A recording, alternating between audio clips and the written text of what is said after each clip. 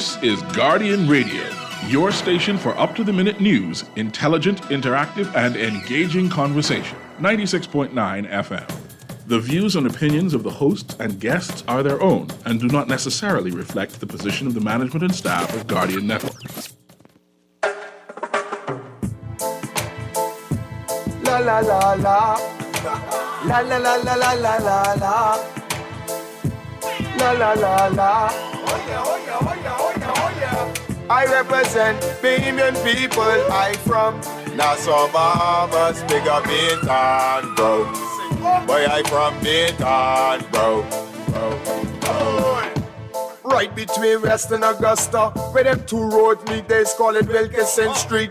Manners and respect was like a sign blank check. It seems the ones that come in after quick to disrespect. You see, this life in the ghetto never easy. So many hungry days break till it grieve me. But I doing the best I can, trying to turn my dollar to 100 grand. I represent the ghetto people. I from Nassau, Bahamas, big up Bintan, bro. Boy, I from Bintan. Good evening, and welcome to Guardian Radio 96.9 FM. I am your host, Valentino, host of the talk show Inside the Inner City that premieres every Friday at 6:30 to 8 p.m. except holidays.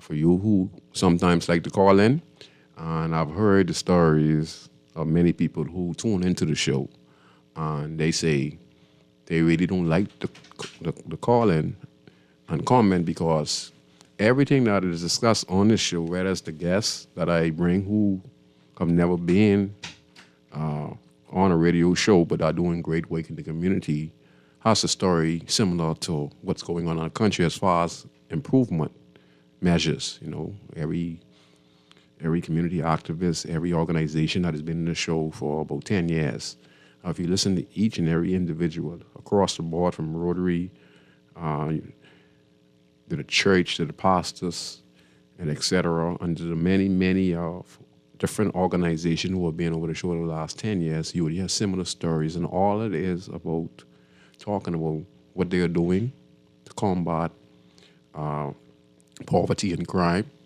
and to help the less fortunate in that particular community and country. And they're very extraordinary men and women who have dedicated themselves to making improvements in their beautiful country, and we call that activism, you know, and it gets no better than that. And I just want to say to all of them who participate in this tough and difficult task, I want to give a thumbs up to each and every one of you. Today's show, we're going to talk about comments made concerning unemployment rate is down in the country. I think in this part of the physical year. Comments were made by the Honorable Brave Davis, who is the Prime Minister of the Commonwealth of the Bahamas. And then we have some comments thrown back at him from the opposition leader, the Honorable Michael Pintard. We have two statesmen going at it. Both are vying, one seeking to be re-elected as Prime Minister. One is seeking to become Prime Minister by defeating Brave Davis at the poll as it stands now. So them two are going at it. Two seems to be decent gentlemen.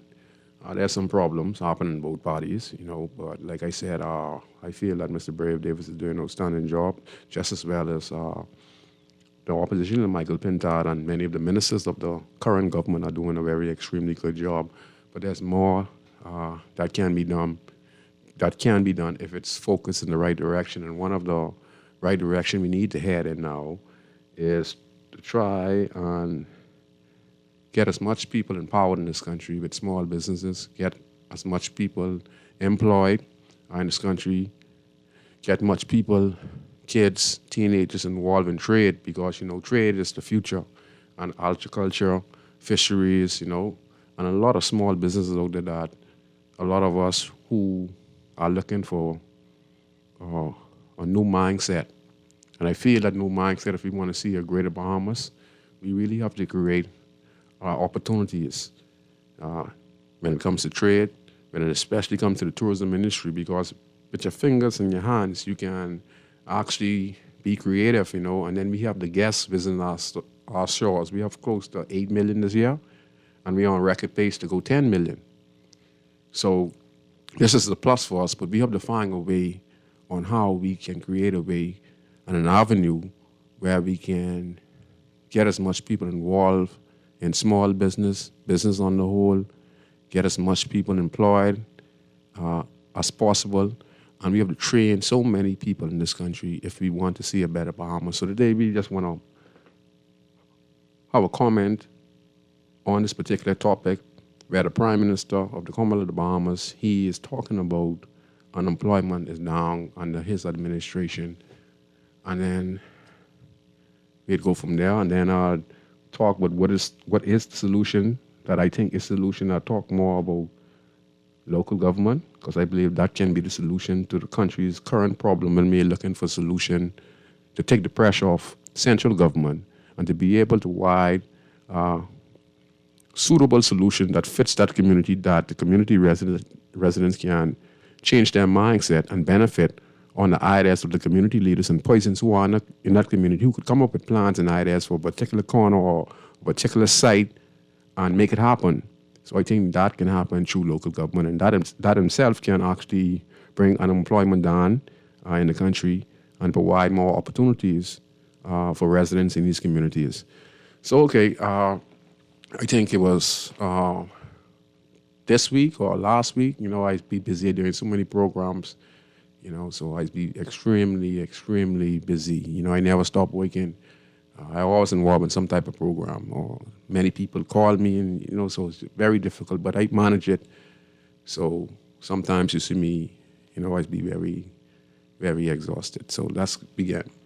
Okay, the current Prime Minister made a statement concerning unemployment, and I guess he was suggesting that unemployment is down.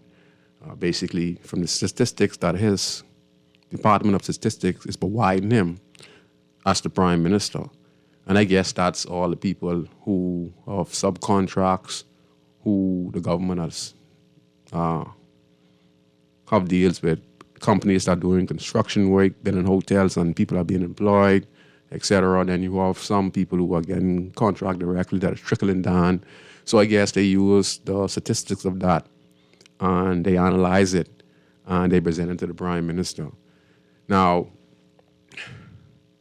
when it comes to that statistics, I'm not saying I'm right, but I'm going to speak on what I've seen and what I've been fighting for the last 25, 30 years, talking to various different government, talking to various different prime ministers, minister of national security, and many ministers themselves.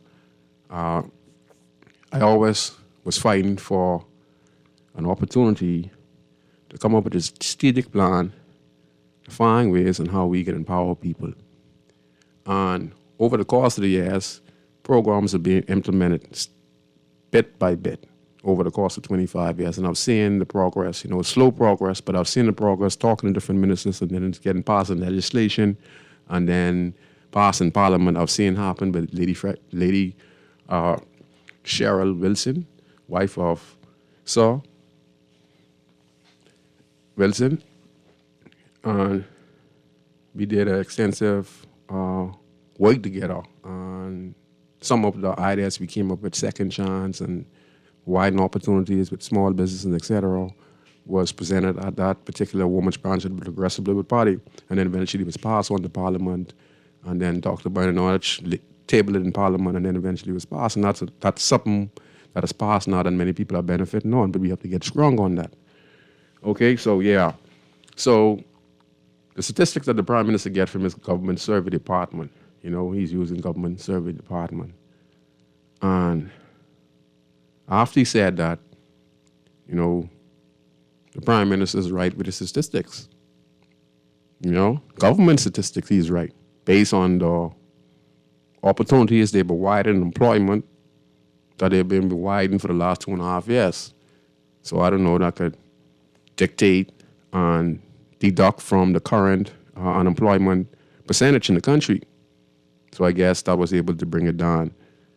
And the opposition leader, Michael Pintard, stated that, there's nothing new about the talks that the Prime Minister was bringing forth. Like, there are a lot of people still out there, it's basically the same statistics as when they were in power as government and etc. So it was a back and forth.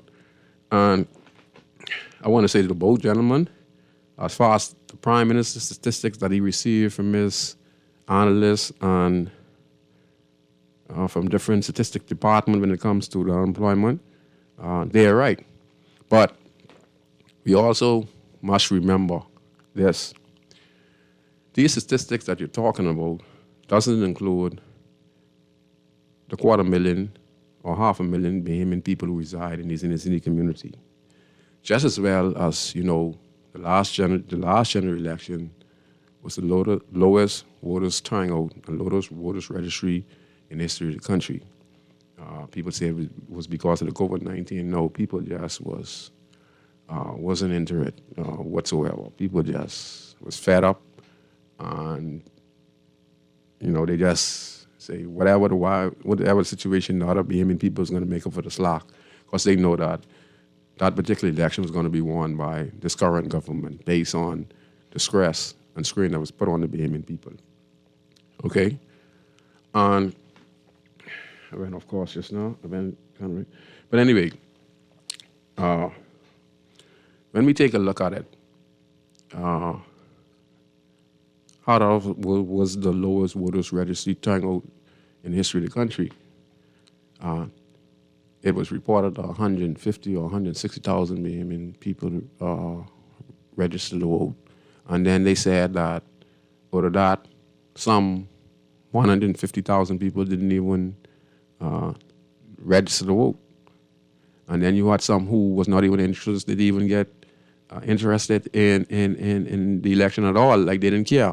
So if you look at it, you would have probably 200 to 250 to 300,000 people who wasn't really interested in the general election. And then you might have a next 150 to $200,000 people who 150 to 170 or 200,000 people registered to vote, and many of them didn't turn out to even vote. So when you look at the numbers, the statistics can't be right, because you can't tell. If you understand where I'm coming from, you got 170,000 people registered to vote, and that won the general election. You have 100 or 150,000 people who registered to vote, and then you have a next probably 200,000 people who didn't even care. But the general election was won by those who voted at the polls. Or the 160 to 170,000 people who voted, they decide who's going to be the next government of the Commonwealth of the Bahamas. But if you look at it, you had about 300,000 plus people who didn't even participate.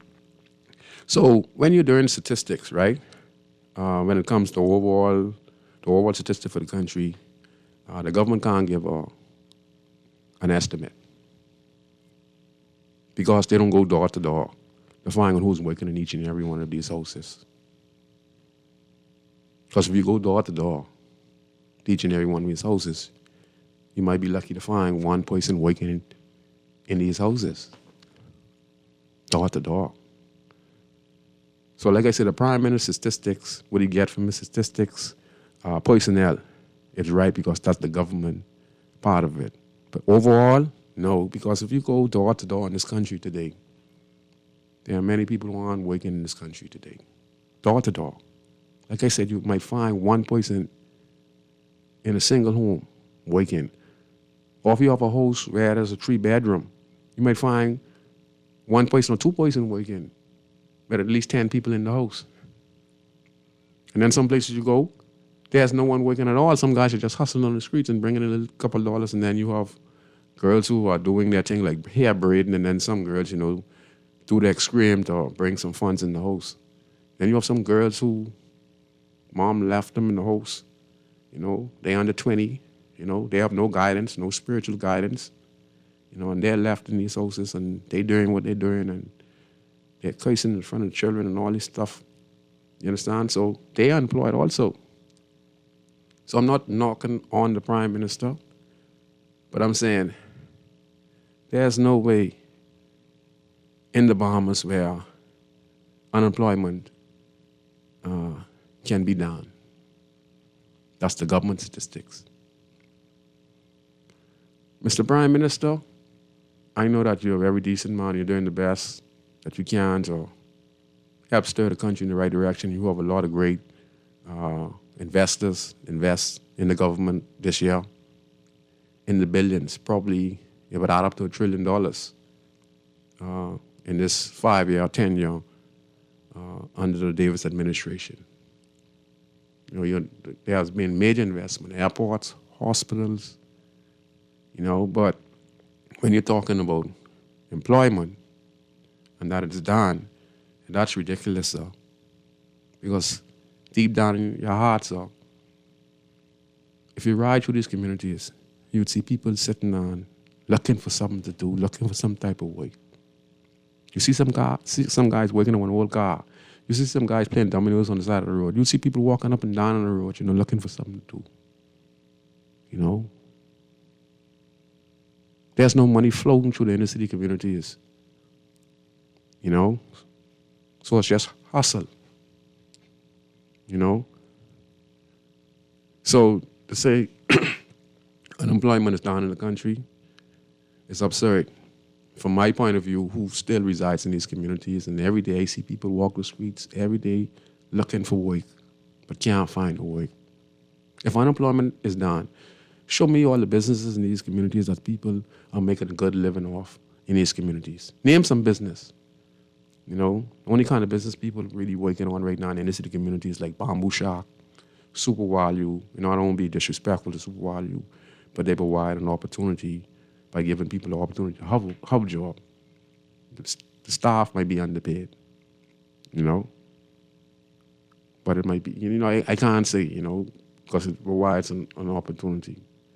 The other places where people want, if they want work, it's probably the Royal Bahamas Police Force or the Royal Bahamas Defense Force or immigration. We get 5,000 students coming to school every year, okay? And the 5,000 will come with the previous year.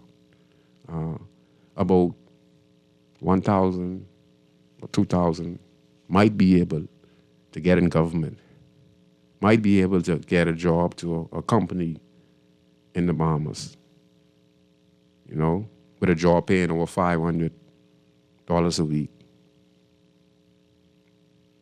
Other than that, those 5,000 kids are going to be left in this country because they have no trade.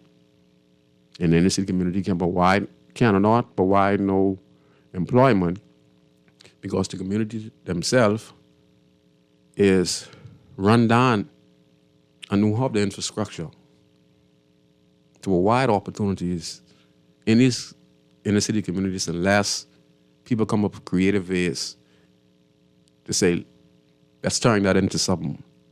Let's work together and see what we can do here, and be creative in their respective communities. And that could bring down unemployment in the country. So the opposition was speaking on it also, Michael Pintard. I think he's a wonderful, fantastic young leader. I wish the best for him in the general election. Most people are fed up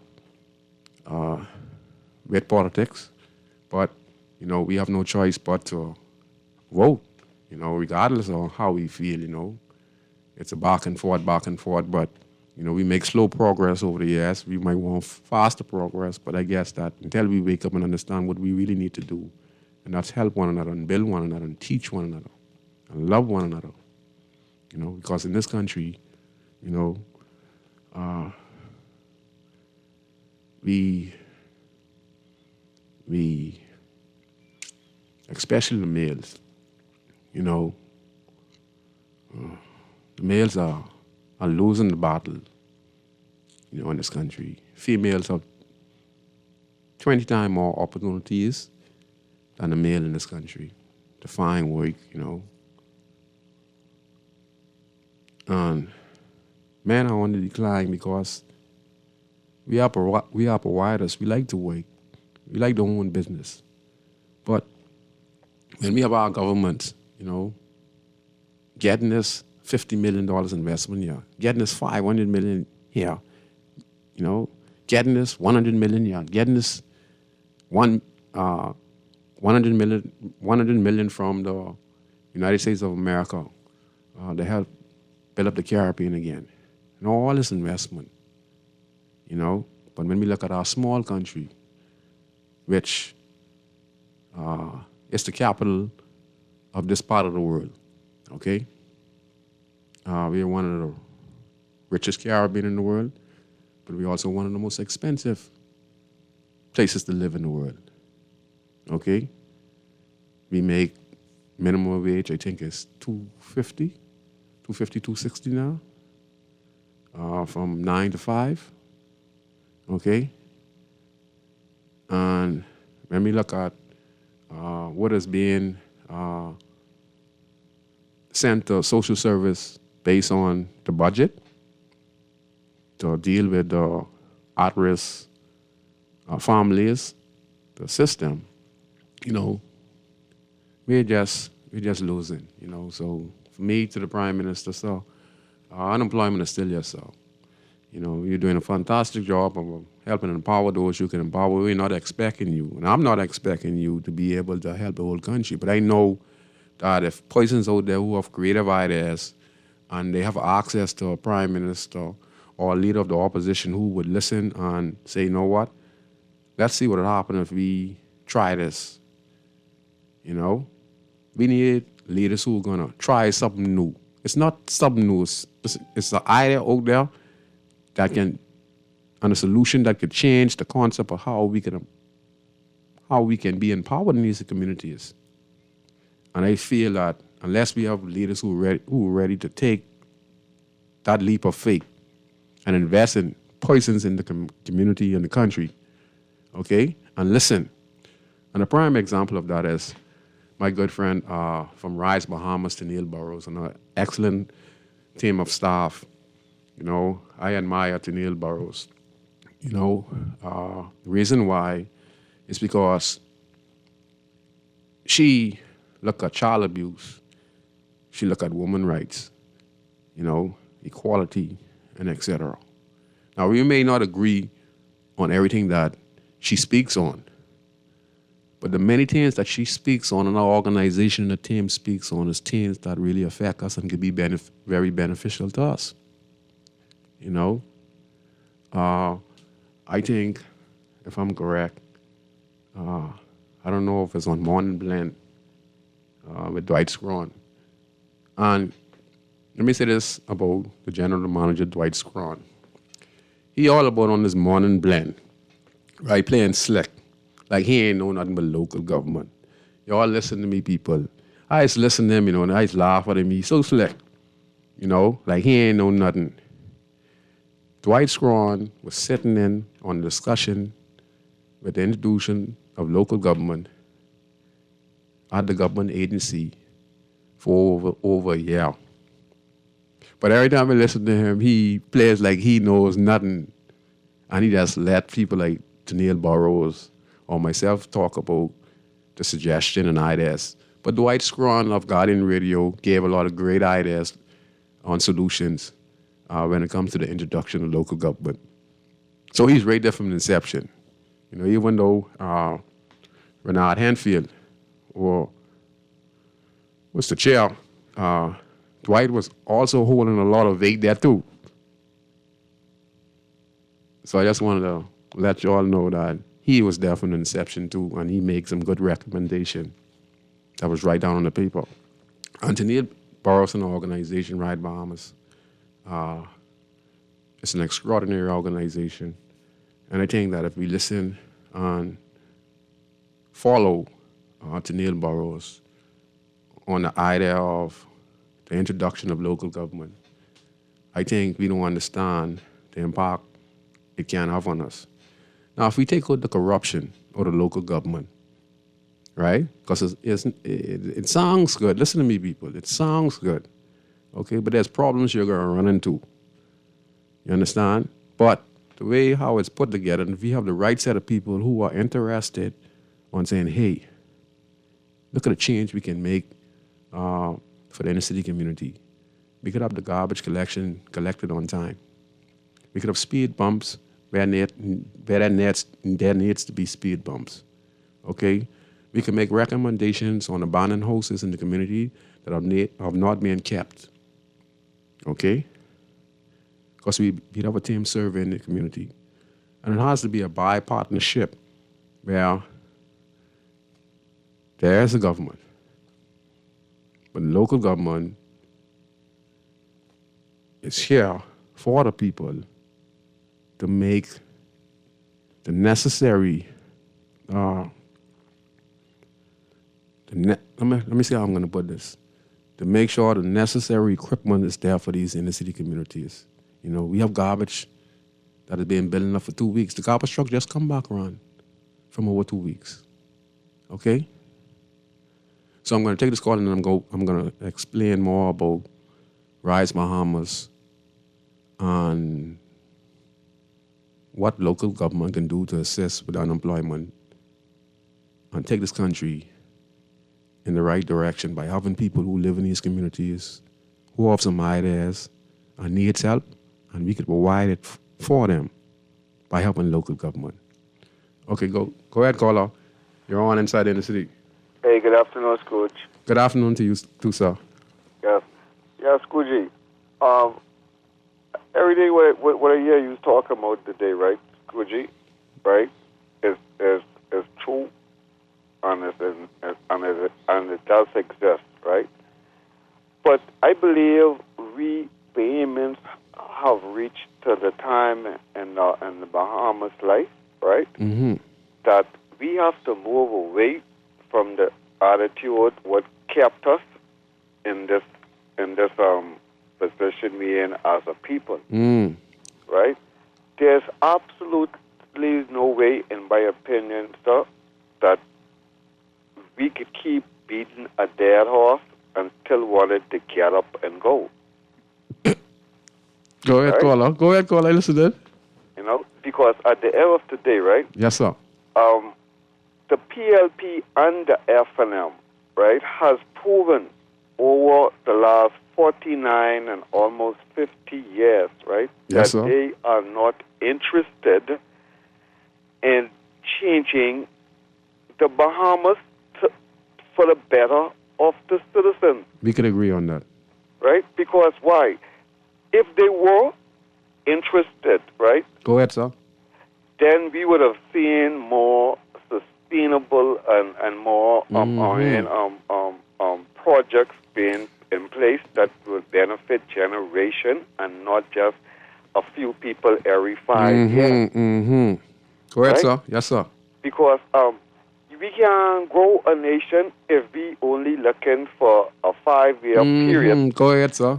and then after you make it in a 5-year period and you don't be re-elected, then we have to start again All with over another again. 5-year Yes, period, sir. right? Yes, sir. Go ahead, Right? sir. So how is that moving forward? Right? For 50 years of Scrooge, we had two vibrant cities in this country. What had Bahamians moving back and forth because they was doing so good, right? Yes. Grand Bahama and New Providence. Yes. Right? Yes, sir.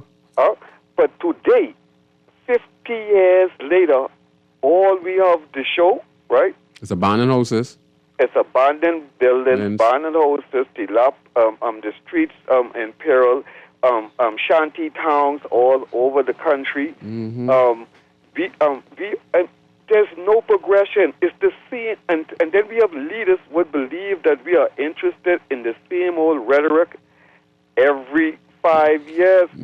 Every 5 years, we vote for politicians to make sure our lights don't turn off in the summer when it's most needed. Yes, sir.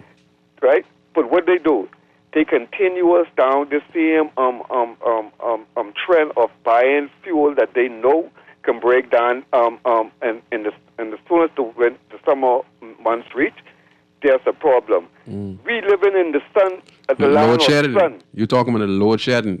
The load shedding. And I heard the minister say we're going to have more. Yes, because they have Scrooge. We have the minister is only, in my opinion, a person put there to act a role, but he really ain't bringing no value to that role. No solution to the role. Because that is not his profession. That's right.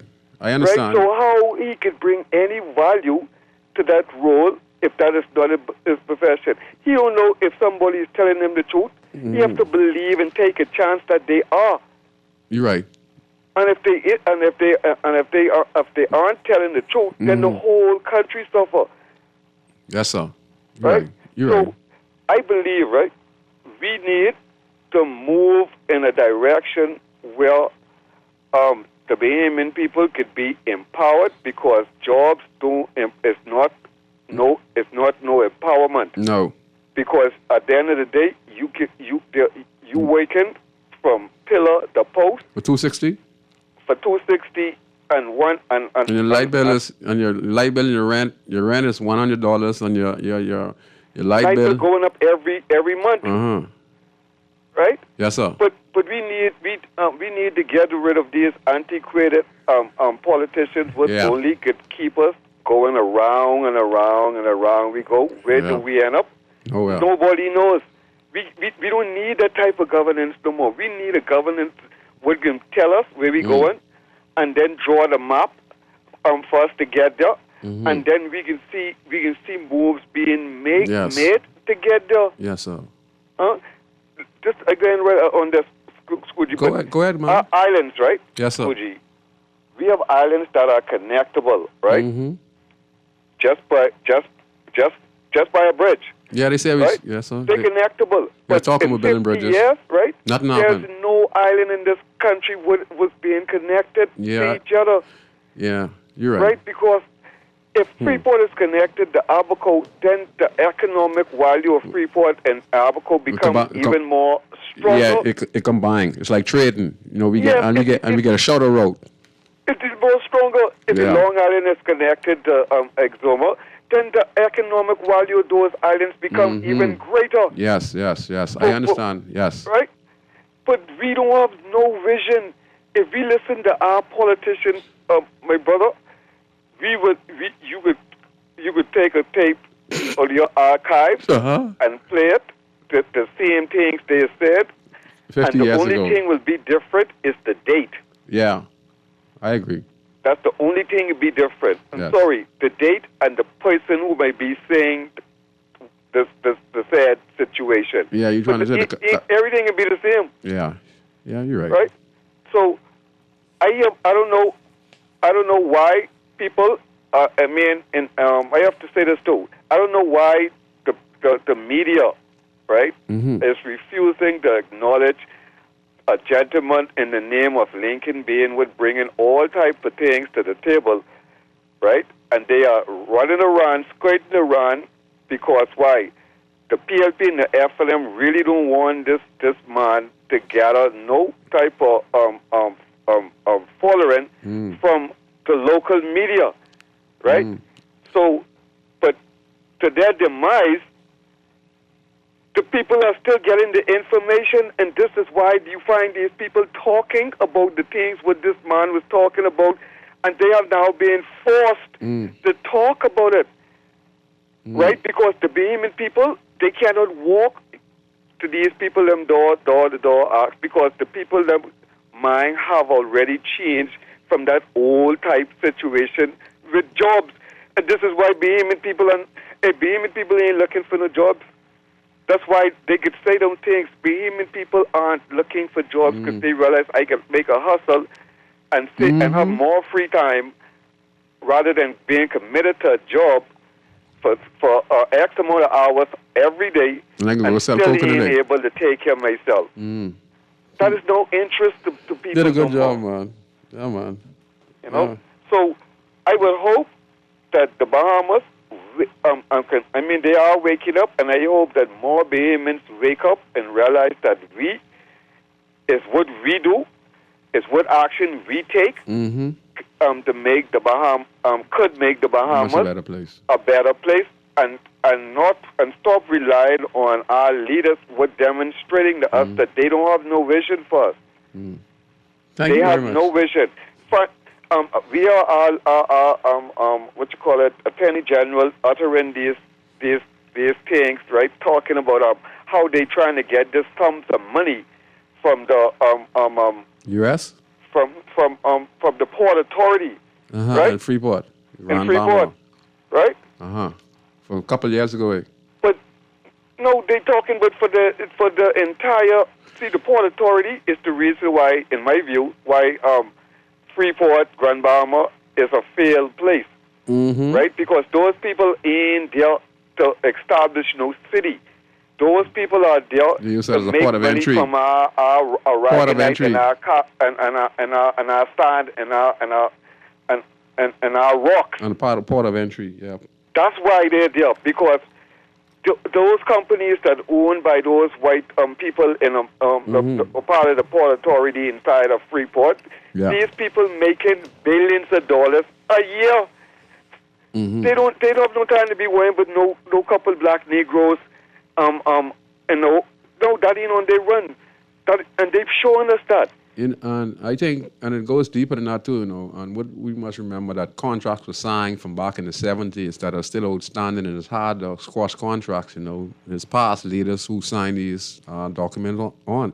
I was quite surprised, I just say this real quick, I was quite surprised, not really quite surprised that during the time when we asked for independence, the UCB had to sign on a lot of CARICOM and United Nations just to get independence in the country, so that at the same time right there, we signed a lot of different strange contracts in order to have independence, so-called independence. So that's what I have to say about it. Right. I'm very glad you clarified it, Mr. Scotty, because, they see our politicians taught us, they groom us to believe lies. Yeah. Right?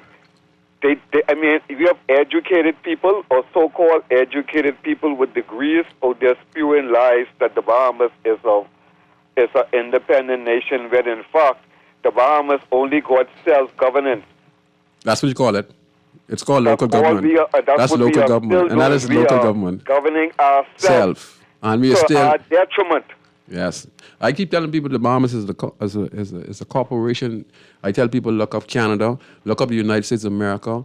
Anything what is a colony, and when we break off independence, look at it and see what it comes to. Besides England, it's a company. Well, Mr. Scrooge. Yes, sir. Canada, as we know it, right, Go ahead, is sir. still under colonial control. All right. But they just because they most people in Canada are white. They was allowed to have a different type of system under the control of our colonial master. They still under Britain. As long as they don't have a king or a queen. Right.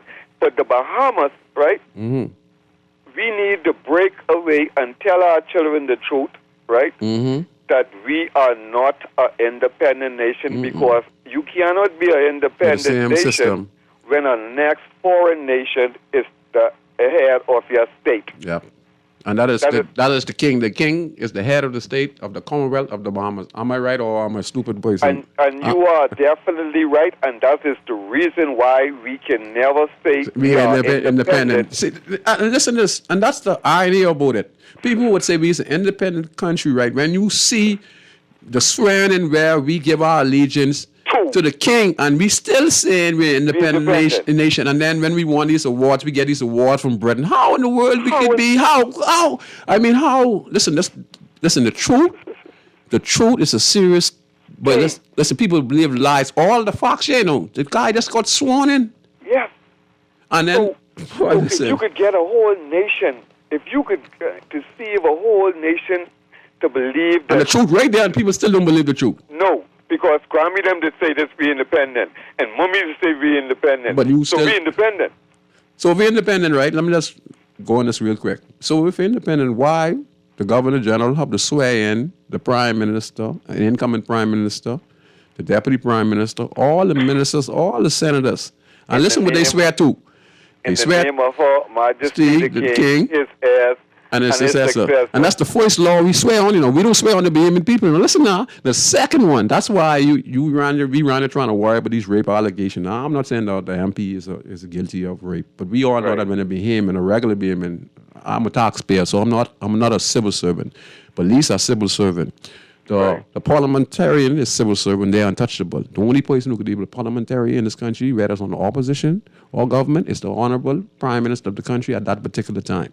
He's the only person who could deal with sitting parliamentary, because the commissioner and police himself don't have the authority to go and arrest no sitting MP, regardless if the information is passed on, because we have seen that. But I just want to give you the real... That's the corrupt system, buddy. Right. You understand? That's corruption to the highest core. We don't need to continue on with a prime minister with us the power to appoint every faction in this country that could cause there to be no corruption. For instance, the prime minister appoints the attorney general, who's supposed to have the power to arrest the prime minister, the commissioner of police, anybody. So how you can lock up his boss? So how you can lock up his boss? He can't lock him up because he gave him the job. So you know why they do that? It's an order that if any corruption goes on, I'm not saying this government or the next government, but this is the order to have your commission in place that if anything fishy, well, boss, we get the information, what we're going to do. We're going to set a file as lost, like how you been say the old bond file gone lost. Now, we all know it ain't no one file. A file is important as the old bond, right? Can't go missing. One file could go missing, but this is a government agency, and we're supposed to be intelligent and smart. I'm sure to get copy off a few times, but you hear what they come up with. You hear what they say? It's going missing. So to us as Bahamians who are taxpayers, see, we're different, boss. Me and you are taxpayers, okay? Government officials are different. The police, the defense force, government, and all immigration, they are civil servants, and they serve the Queen under the Governor General, okay? Hey. If the Attorney General under the former administration were an elected person, the Oban files couldn't go missing because the people could have fired that Attorney General, right? But because the Attorney General was appointed by the Prime Minister, the file could have go missing. Yeah. The reason why they put their Attorney Generals in place, their Commissioner of Police in place, their Chief Justices in place, it's because it's a control. It's a party system. You're with me, and I'm with you. So you go with me, I'm going to put you in place. The same thing with Marvin Dames and so Ash, if I decide to do any corruption, sir, you don't have the power to question my corruption. No, and it states that in the swearing-in. Now listen, you don't have to take the word from me. Listen to the second part. The second part states when they get sworn, whether it's the Prime Minister, whether it's the Minister of Education, whoever, the Senator, it says this, that anything that is discussed in Parliament remains a secret. Okay, so what that means, that's why these guys can't get charged. You won't see, it is in our second law that is passed in the swearing in. Then thirdly, they swear to the Bahamian people. Thirdly, the second one, listen to the second one. That's why I say, the only person who could ever lock up a sitting MP, and we saw it with Minnis when he was in power, when he went after Shane Gibson and etc. Now we're seeing the Honorable Brave Davis go out of one or two MPs and the Free National Movement. It's because now we are advocating for it, and as the Bahamian people advocate for it, they put the procedure in place, and Minnis went with the procedure. Now Davis is going with the procedure, but that was all us. But we need that. I can still leave you with this. Go ahead. Go ahead. What conversation though? Go ahead. Both of those ways will never allow the Bahamas to grow. No, it would not. If we don't elect people, if we don't elect our Prime Minister, our Chief Justice, our Attorney General, our Commissioner of Police, corruption will continue to go to higher heights in this country because these people are It's a party. Even if they wake up one morning and say, you know what? Well, I ain't going against the righteousness in my heart. No. Right? Even if they wake up with that thought, right? They will never carry it out because why? It's a party. It's a system. It's a system. Embarrassment. Yeah. It's a system. And victimization. It's a system in both FNM and PLP. It's a system in the police department that needs to be independently investigated. We need independent people, independent thinkers who are there concerned of the Bahamian people, whether you're a civil servant or you're just a regular taxpayer like us. You understand? Thank you. Empowerment, my brother. Yes. Empowerment. If you ain't coming knocking on Bahamian doors to talk about empowerment and changing the paradigm what Chef, exists in this country, don't come around at all. don't come knocking on no Bahamian doors. That's because right. Everything what you come in to say, we didn't hear before. That's right.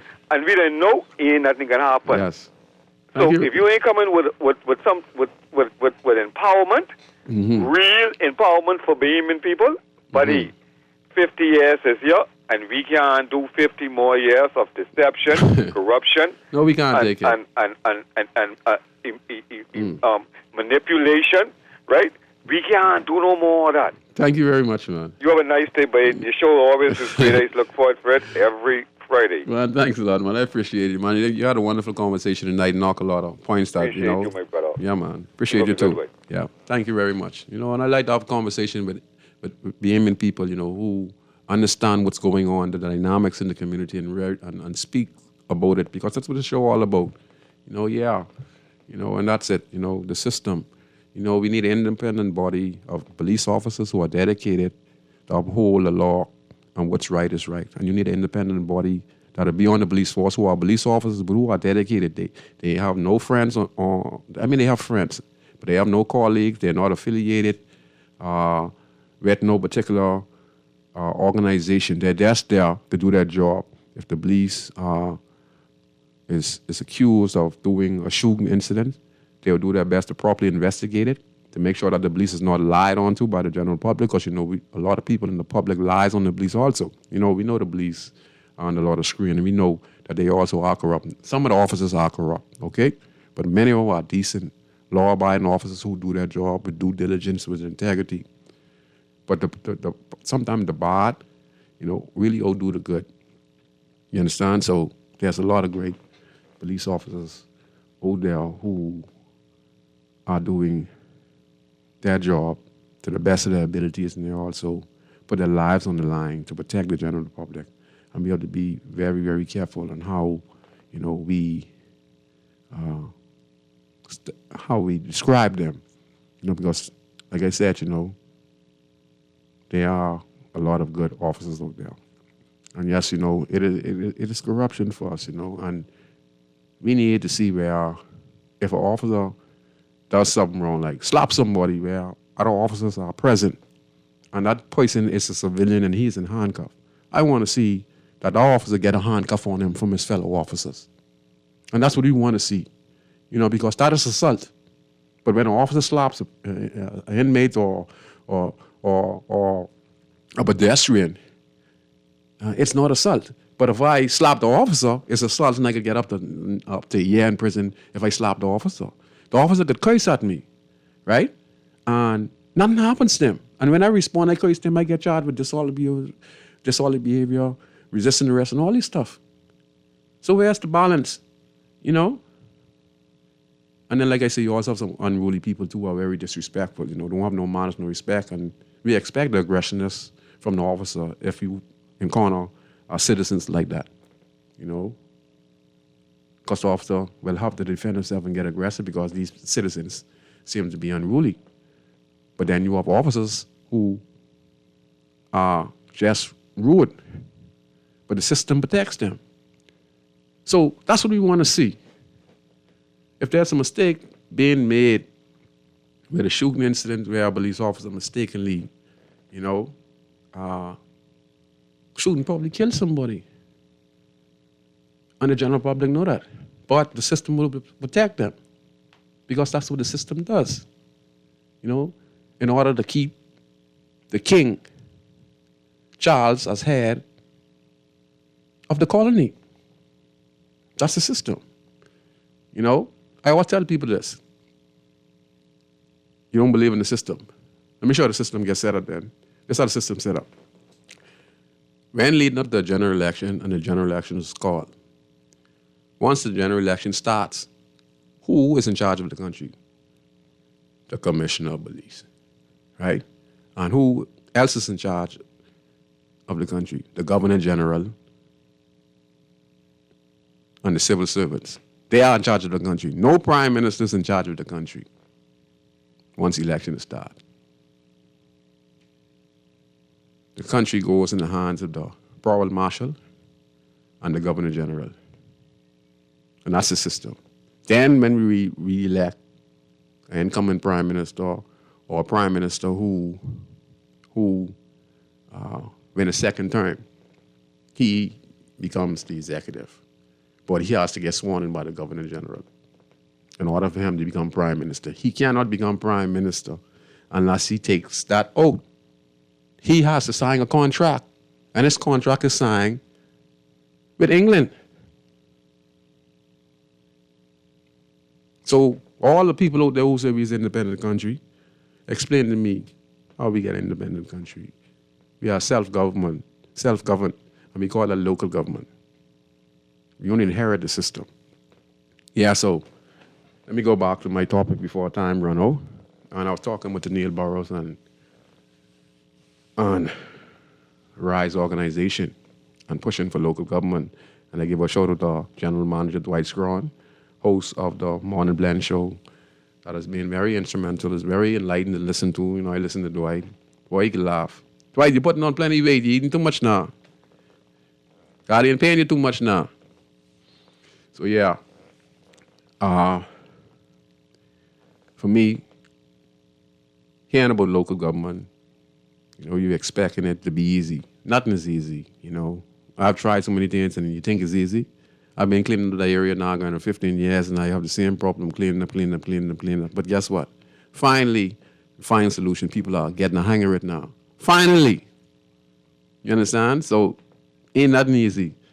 I think that local government introduced in the city community, there'll be community leaders who are in this community, who have great ideas, great plans for the community, but just don't have the resources. I think working directly with the minister for that particular community, and the minister will be taking the legislation, like taking the budget, you know, or what's needed for the community, the road repair, because he'd get information from the border people that resides in that particular community, different community leaders, different leaders, people who have influence, people who want to make a difference. So they would gather all the information that is needed, abandoned houses, where there needs to be speed bump, where there needs to be light, where there needs to be Wi-Fi, where there needs to be some assistance at the elderly house, where it needs to put up a place where we can have small businesses set up throughout the community, where also we could buy our own garbage truck for this particular community so that we won't have to wait on private or government garbage trucks to come through, because at that time it builds up, you know, and when it builds up, you know, people keep on putting the garbage, then we have these stray dogs that comes through and then they yuck out the garbage and the garbage floats all around the community. So to me, that's how I feel local government can be very effective, because we could have the member of parliament for the community sitting down to the table, listening to all the complaints, listening to all the solutions, present a budget, and say, you know what, we have 10 houses in this community that needs repair. We have to put some speed bumps down. We need to fix the parks on a regular basis. There's some tree that needs trimming. There's a big hole in the bog there that has some mosquitoes. There's a place around the corner. We have 20 places that we checked where we get complaints from residents who say they have a rat infestation. So we have all this information down, so we need to get in contact with the ministry of this and that, but we want these have access to these things. Local government can have access to the ministries, you know, just by a phone number. And then we have the budget to purchase these equipment that we need for this community. Okay, so call you on the line just now. The producer stepped out, but if you want to call back, you can. We have a few more minutes. Let me see if I can get it right. Go ahead, caller. You're on Inside the City. Hey, good night, Scrooge. What's up, man? Good night to you. Yeah, you and the first caller, y'all said everything and more that the Bahamians need to know and what I wanted to say. But go ahead. I just want to put out a notice out there. I went to the Parliamentary Registrar Department. Yes, sir.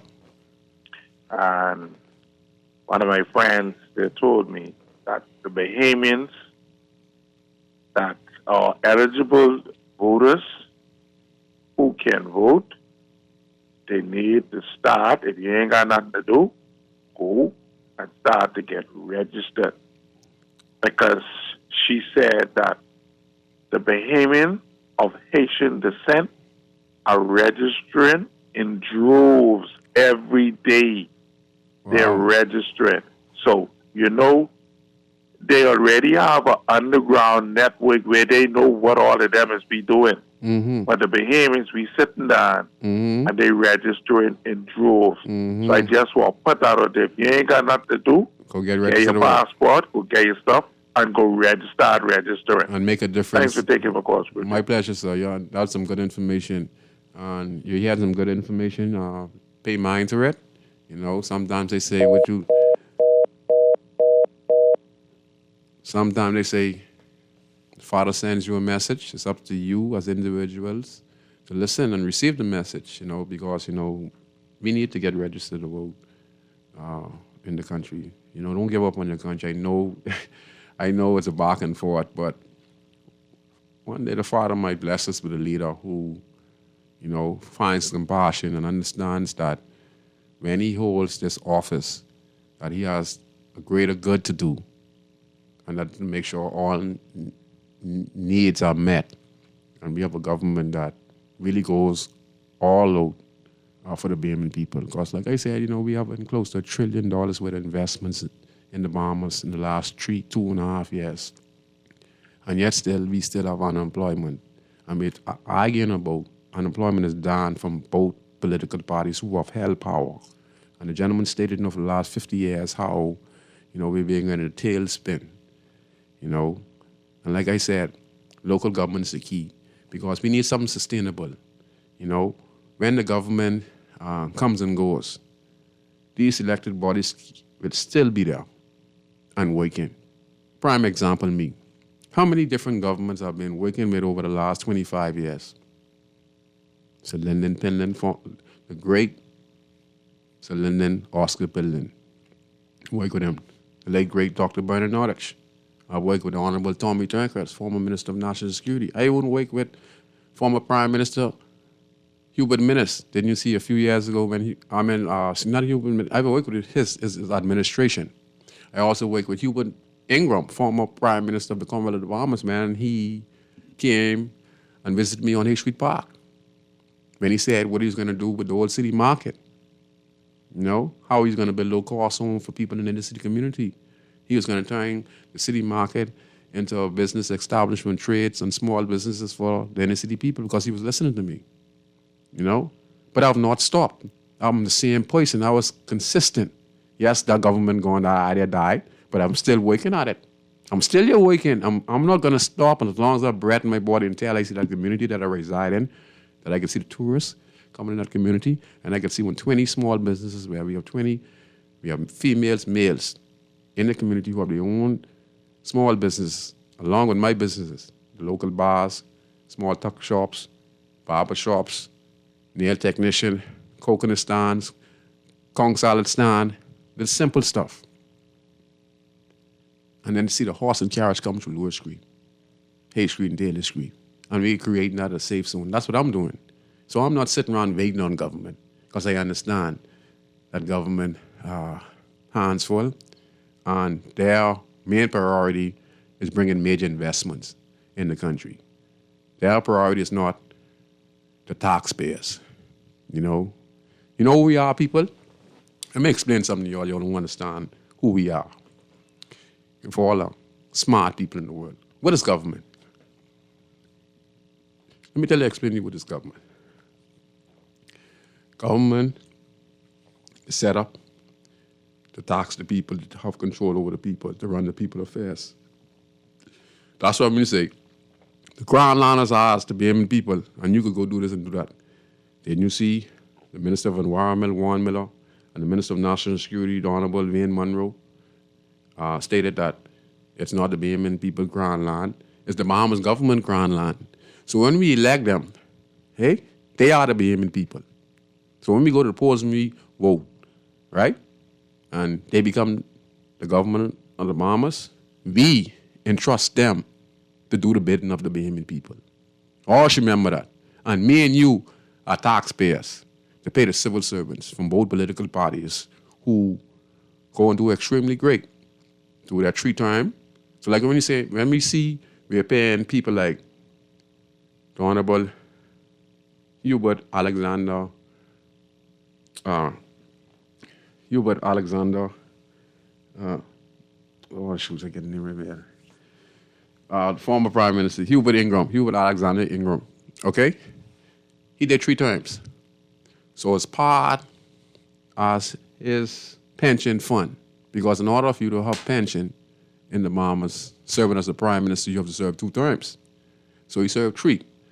So me and you, for the rest of his life, as long as he lived, the children who growing up, your grandmother, your brother and sisters, the taxpayers, us, we would be paying Hubert Ingram, the former Prime Minister who served 15 years as Prime Minister of the Commonwealth of the Bahamas and also served as Minister for many years under the Pendleton administration and the Free National Movement administration. Okay? He would get approximately $150,000. Perry Christie, former Prime Minister, Perry Gladstone Christie, he himself said it in his own mouth. He needed to do 2 terms in order for him to get his pension. So that's why he came back, because he knew he wouldn't get no pension. His pension, me, you, your daughter, just us, all us who vote, taxpayers, right? Us, PLP and the FNM and us, all us who vote, all us who don't vote. So if you don't contributing to voting, you going to the store, paying your driver's license, paying your insurance, paying the license for your car, all that, the light bill, the water bill, when you go to the food store and you spend your money, all of that would add up. All that is going back to pay for these individuals, both political parties. That's former Commissioner of Police who served that term, nurses, doctors, all civil servants who do like 25 years. Okay? So that's why they had to run the national insurance, which I call as treason, because all prime ministers, this is their responsibility. Their job is never ever let the pension falter. Means, in other words, the money always have to be there for the pensioners.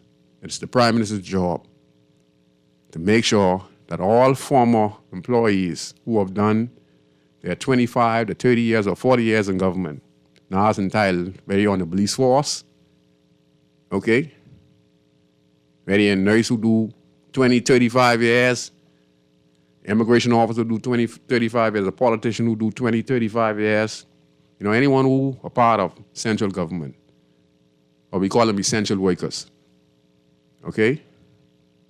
Us who's taxpayers, we pay all their pension.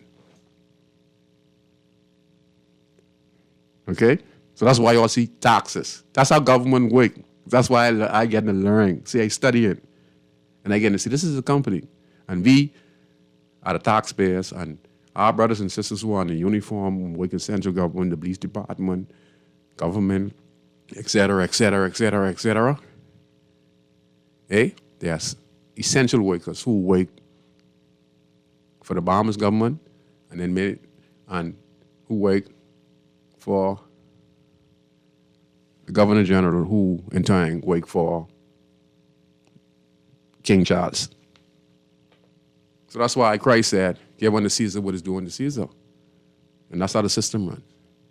So when we vote, we all paying for former parliamentarians and et cetera. So that's what it is. That's what it is. That's why if you look at how much every year in the budget goes to pension, and everyone in here who listening to the airwaves today would be surprised to know that most of our money goes to pensioners. And you know where it comes from? The taxpayers, people.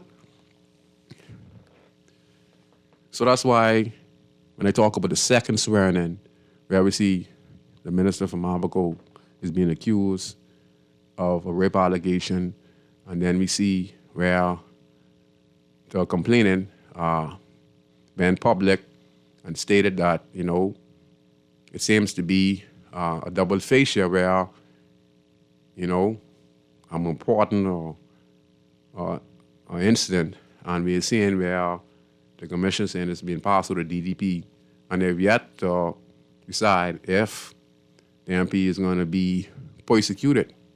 It's because, again, I keep telling people, okay, you can talk about the Constitution all you want, okay? Look at the second swearing. Look at the first one. I want y'all to listen, man. Listen to me. Listen when the ministers them get swearing. Listen closely, and then look at the first one, then look at the second one, and then look at the third one. The 1 and 2 is not for us. The first one, I tell you, is the King Charles, and the second one is to attack parliamentary. So if you're in opposition and you're in the government and there's some kind of dirty deal going on, and that needs to be investigated, it's not going to be properly investigated because the party has their commissioner of police, who they appoint. They moved them one. That's why every time you see them 3.5 years or 3 years, we see the commissioner of police go, or we see a new governor general. See, because I have to have my team in place to protect my people in my party. And that's just how it's set up. That's why every time you see a party come in, a new party come in, they change all the ministers. The minister still under contract, so he have 1 or 2 years on his contract. He had talk, say, well, we're going to keep him. Then he'll listen the next 6 months, commissioner gone. You understand? The commissioner has a boss, and his boss is the Minister of National Security. All right? And the Minister of National Security boss is the Honorable Brave Davis. Okay? And I truly believe, this is my input on why I saying this. I truly believe only the Prime Minister of the Commonwealth of the Bahamas, who holds the seat, is the only person who could put a sitting minister before the courts. And we have seen it from former Prime Minister of the Free National Movement. You admit it, he opened a Pandora box. Because the people were asking for that. We were asking for more accountability. That was us people. Because we saw the corruption in the MPs and they was untouchable. Now a Pandora box has been opened, and that's us. So that's why I like people like Neil Burrows. You understand? So that's how it go, people. I just read, and I ask the Father for knowledge, wisdom, and understanding. I appreciate each and every one of you who listen to the show. But I'm only here to bring a message. And I've been around politics. I've been around the top bosses. I know Neil Ellis. I know Miles Monroe. Personally, I know Neil Ellis personally. I know some of the biggest set of people in this country who I personally sat down and talk with in the country. Have discussions with people around the world. I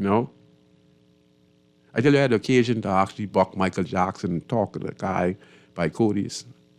I had the opportunity to buck Magic Johnson and Tyler Perry at the red carpet when they had the new movie, When I Get Married Again, Married 2, when it was over Lannis. I was on the red carpet, me and Spidey and John Boswick and Debbie Bartlett and Gandhi, and I had the opportunity to sit down with Magic Johnson and his wife. Tyler Perry I didn't meet in person, but I saw him when he walked through. So I had the opportunity to meet some of the greatest set of people in the world, and the most humble one who I thought would be a prejudiced person was Michael Jackson.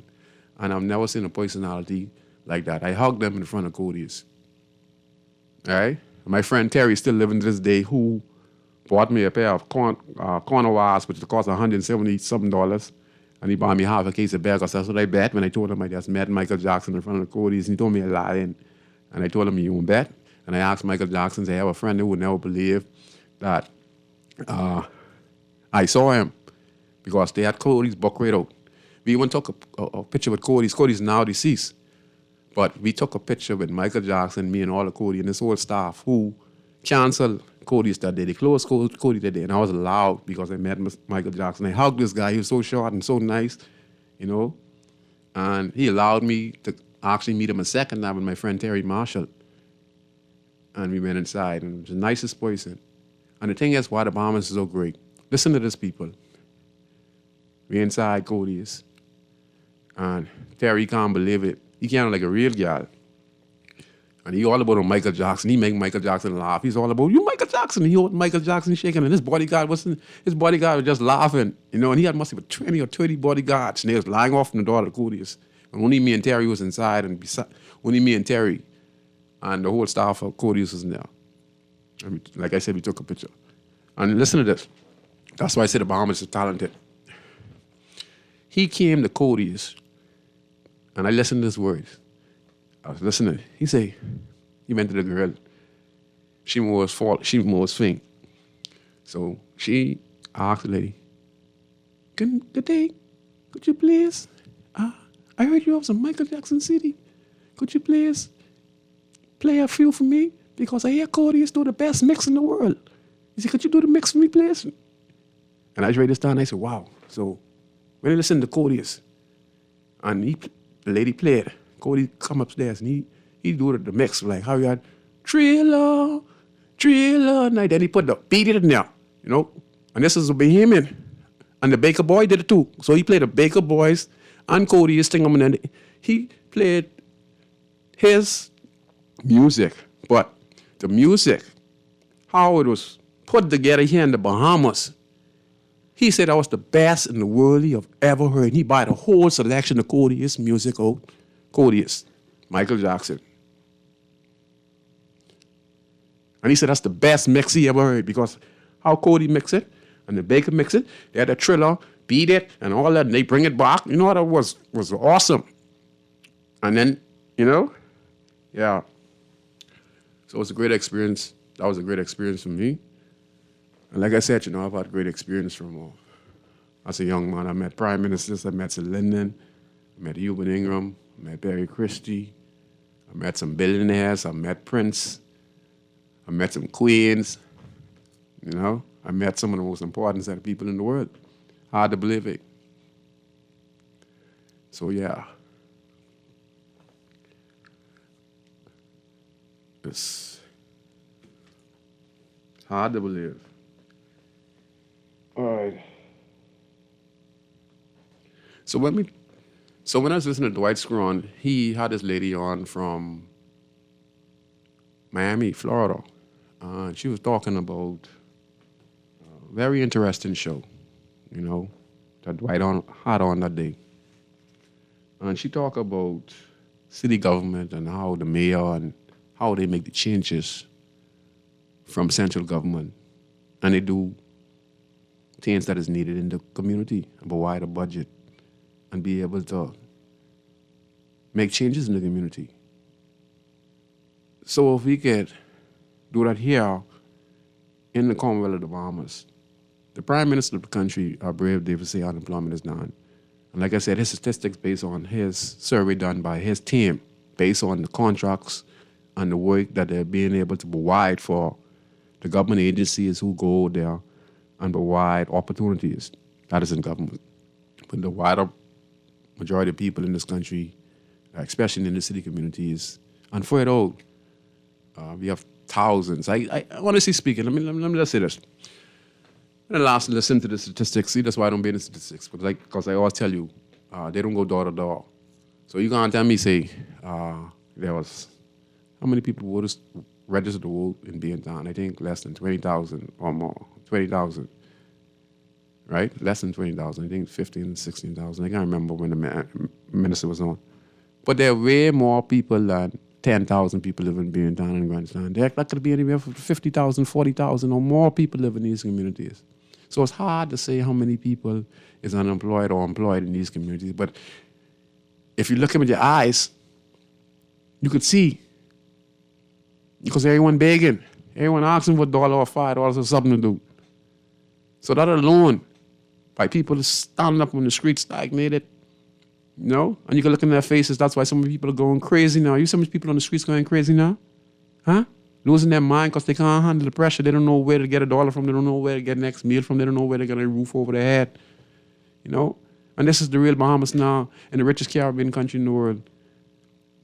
You know? And for the Prime Minister to say that, you know, he need to ride through the communities. You know? Local government is the key. Local government is the key. As long as the individuals who are part of local government are not greedy, their job is when they get elected to go there, whether you're PLP or FNOM, if you don't even like those persons, your job is to go there and make a difference. These speed bumps need to go up. That same house that you don't agree with that person has no running water, no light. Your job is not to say that person is the PLP or F&M, or I don't like that person and I get this contract and stuff to do these things and I can lay them out. No, we don't want those type of people involved in government. Selfish person. And that's what's going on in our country today. We need people who would put that aside and say, you know what? I'm going to do my part to help, regardless, and I'm going to help these people. I don't want to hear nothing with no PLP, no F&M, I don't like this one. No, our job is to be local government. Make an impact. We represent these people, and let's do our job. You get a nice salary, and if you do good, you get re-elected. And you could be there for a little while because if you do keep on going, doing a good job, and you keep on improving, having a close contact with the community resident, and making improvements, and taking ideas what they give to you, and not discrediting them, but also acknowledging them. So when they come to you and give you an idea sounds good and is a good solution, you acknowledge that person. You get the person on a stand. You put him out there and say, man, this is a young man who told us, Rachel would be a nice community garden. And look at it now. That's because of him. Or this young lady, Danya, she said, you know what? Why don't let's do a little hair braiding thing down here? And I could get some of the young girls who are unemployed, and we could get a horse and carriage come through. We just need you to build a place. My auntie is going to give us the yard, and we're going to build a place, and we're going to train ourselves properly, and we're going to start something here. That's what we want. And local government can provide these things. It's just that the individuals who are involved have to understand that they have a greater purpose, and that purpose is to make the country better. The gentleman talked about the Asian nationals getting registered now and encouraging women to get registered. Okay? So be encouraged, be a part of the process. I know that life is tough, but I want you to know that if we could get local government in the city communities, and we have unselfish people who have good in store for the residents of the community and the kids of the community and the elderly of the community, to make sure that the elderly are taken care of, the homes that the elderly stay in are fully monitored. We have the kids working around the clock, helping the elderly at their homes, in that particular community. So local government can be a big, big change. We're going to take this call. Go ahead, caller. You're on Inside in the City. Yeah, bless you, Scrooge. Scrooge, what's going on? Everything good. Yeah, I just tuned in and I had to make a little run. So, what I was saying, right, Scrooge, hey. That's good advice for the BMN people to get registered because word on the streets, the word on the streets, right? But it's something that I find, your boy who called you initially on the first hour. Yes, sir. You always call. He's make some good points. I like to listen to him. He all right. I could dub him the realist, because he like me, man. Yeah, he like you. But Scoozy, the plantation is becoming very scary. I don't know if you saw, the thing is, the media got to do a better job of having open lines at least one day out of the week, each talk show host, because they are guilty of corralling the collective minds on distractions, mindless distractions, and things that are flippant. You know what I mean?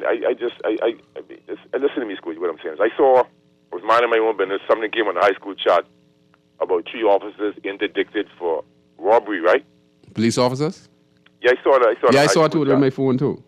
Cousin or something like that. And it was a hush thing. It was like that's right. It was BP News, and they're saying, we'll keep you updated. That's why we need independent body. That's what you're talking about right there. I understand what you're saying now. You're saying that was there, and that's a big headline. Yet still we have police who are involved in illegal activities, but yet still we are hearing nothing about it. Yeah, but that's what I was saying is, under the Freedom of the Information Act, you have to understand the power of politics and cronyism, whereby once someone is affiliated with a particular party, that's how it is. That's what it is. He can't be fired. And we saw the dubious story about the Turnquest assistant superintendent and Andrews. All these different things are very scary. We saw the situation in Crooked Island. We never hear about these things, The drug bust with the inspector and all that. Me, right, Mr. Brown? Hey. Seeing that you and I have experience on the road, right? Yes, sir.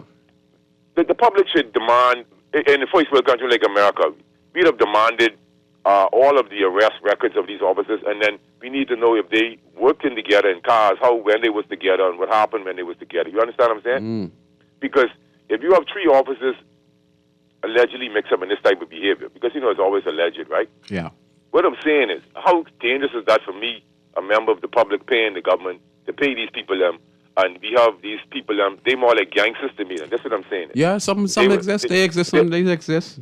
Scrooge Brown, me and you, but I don't even have, I just give a story. I just give stories. I just give some stories. You know those stories. Yeah, but what I'm saying is there's many blind eyes being turned. Yeah. Bohemians who are political dupes and goons. Yeah. And affiliates, they're That's turning where a the blind corruption eye comes in. Yes, to that's the what it is. invasion Yeah. of the Haitian migrant into this country. They're turning a blind eye. Every word on the streets is somebody said on the radio they went to register, and there's no Haitians are registering. So we don't mind if the Haitian being born, you're registering, right? Nothing wrong But with we still need to get this problem with the Nationality Act being passed without a referendum straightened out. Yeah. I don't know why the media is downplaying that. They're downplaying Stephen.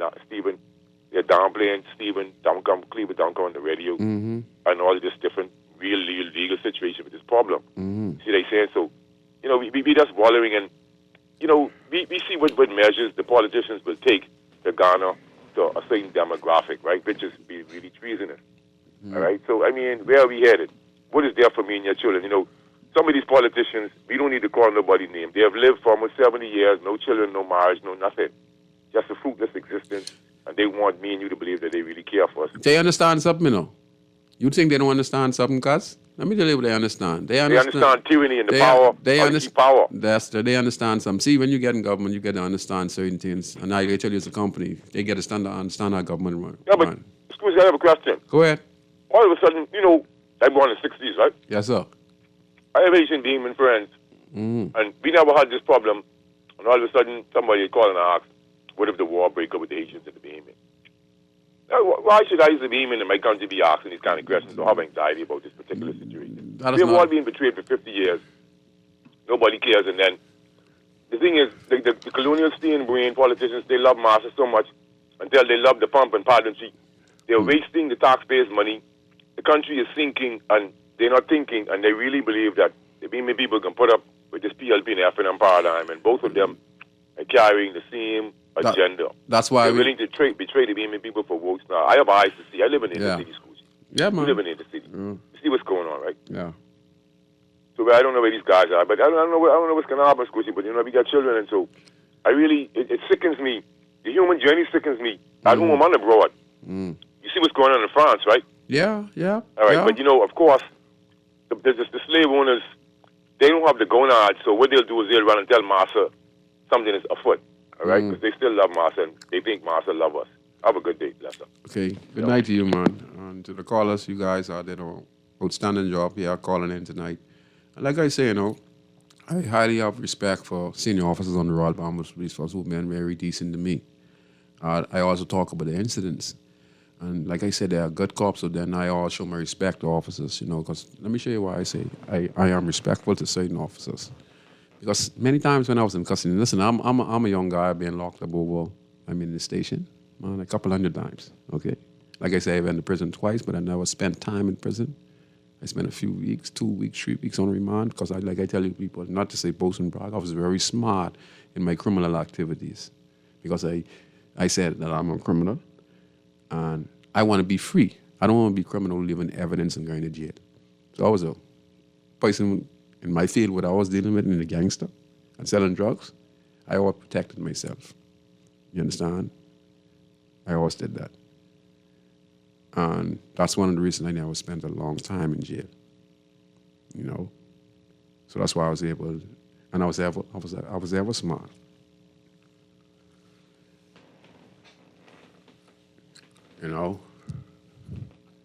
So I ended up in CDU for 4 years, and I ended up in the front of BK Barnaby. I think BK Barnaby is assistant commissioner of police or superintendent of police. Let me get the ranks in between those. Well, Mr. Barnaby, please excuse me. Because the ranks always moving. You've done extremely well. BK Barnaby Jr. is the son of the late BK Barnaby Jr., who was one of the first set of commissioners of the Bahamas, of the Royal Bahamas Police Force. And BK was in CID along with Alacup. I always call him Alacup. Mark Barrett, he is also, I think he's a superintendent to the Grove Police Station. and a few inspectors, and I was involved in a shooting incident with the police and armed robbery. I was involved in neither, but I had some dealing with some young guys who me was selling them some shots, and they ended by me, but not knowing to me, these guys just came off armed robbery. They just shoot at the police and do all this stuff, and they come by me, and I was giving them the shots, and the police pull up. And there was a shootout, and I was involved, and I ended up getting catch on the scene, and the car was in my yard. And that's why I say the police also listen too if they do proper investigation. That's why I'm very respectful to PK Barnaby Jr., I look up, and many other senior officers who was at that time at CDU in Oaksfield. And I was getting questioned. And they said, man, Ruji, you lock up for armed robbery. They had these 2 guns what they found in my yard because the guy shoot at the police. The police had big shootout with them. And these some guys from the neighborhood now, some young guys who I grew up. That's when I was still doing my little illegal activities. And the police ended up apprehending me in the yard after the shootout. There was a nationwide APB all over Nassau and the Providence. Every big police officer who was in charge at the first time wanted to see me, so I ended up in CID. And they already knew me. So I was crashed in, and I told them, so, y'all might don't believe this. I ain't doing no robbery or shooting at the police.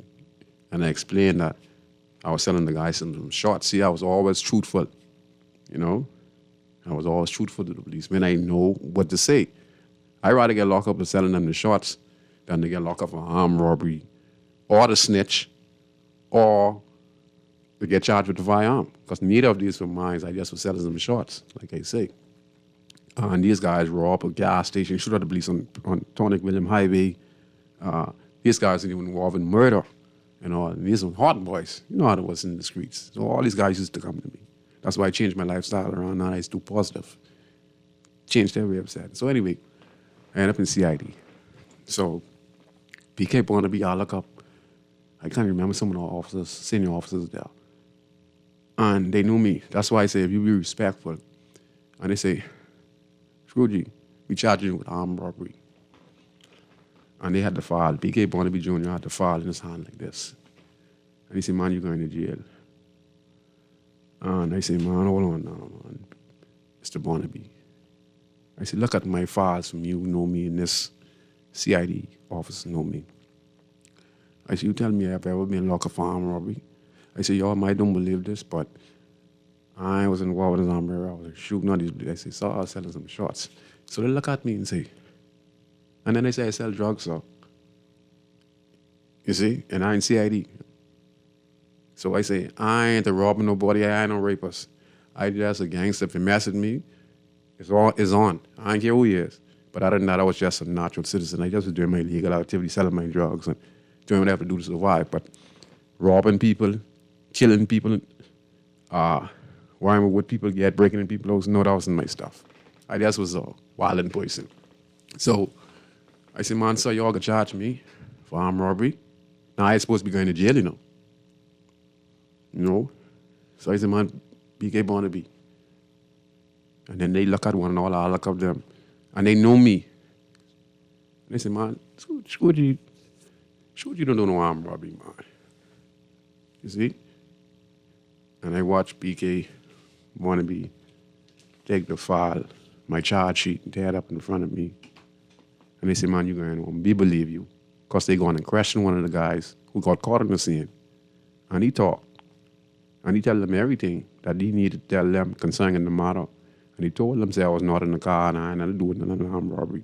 So if you go on and you lie, just say if I had to lie now and tell them, I know the guys, or I wasn't selling them shots, then they're testing me and I would have gone to jail. So if I didn't tell the truth right then and there, even though I could incriminate myself for the shots and the gun because I said, but it all added up. And they never put their hands on me because I was a boss. When I get locked up, I said myself to myself. Let me just say that. I was like 9 or one of the big boys, when I get locked up. That's how it is with me. That's how it was with me. Yeah. And he told me, he said, they're going to let me go. So there are decent police officers who are respect on the force, who do their job to the best of their abilities. But we still need what we call it? Private entity of police officers who are part of the Royal Bahamas Police Force, and their job is just to investigate complaints against officers, find out the truth, make sure that the civilians are not lying on the officers, and if they find there's guilt under the section of the Royal Bahamas Police Force Act, and then if it's going to be a criminal matter, we need to update it to the public and let us know. And also we want to see, if we want a better country, that when police officers break the law, that on site, they get the handcuffs put on them from their fellow officers if they abuse or assault or curse somebody in the presence of other officers, knowing full well that once person is in custody, as long as they're not misbehaving or being disrespectful to the police. And if the officer is out of line and he assaults this person, whether it's on the streets or in the station, he should be charged for assault and penalized based on that offense. And if we want him to be fired, then so be it. But we have to have a balance where officers know themselves, just as well as the guy on the street knows that if he get catch selling drugs or he get catch breaking in someone's house, he's going to jail. We also have to have this fair, putting them also knowing that if they do wrong and they use their badge to oppress, then you have a team of people there once reported and investigated properly. Like I said, there are a lot of people who lie on police. We have a lot of bad police, we have a lot of good police. But proper investigation, and we need to hold everyone accountable. We have the MPs going before the courts now, and that's what we vote for. Now we need to ask for a internal investigation team. The Pacific police officers with civilians will investigate these matters and they have the power to decide based on the evidence if an officer should be disciplined, put before the court, or fired. Okay? Yeah, and I think solution to make improvements to this country comes down to local government.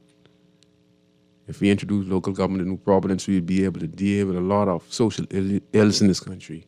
We will be able to get the information from government departments put in local government and have access to numbers, access to the small business development department at the Ministry of Finance, but we will have it right there as part of local government in walking distance in that community, and the empowerment can be transferred from the office of the Prime Minister, from the financial sector, right there with the small business development that we could form in the city community.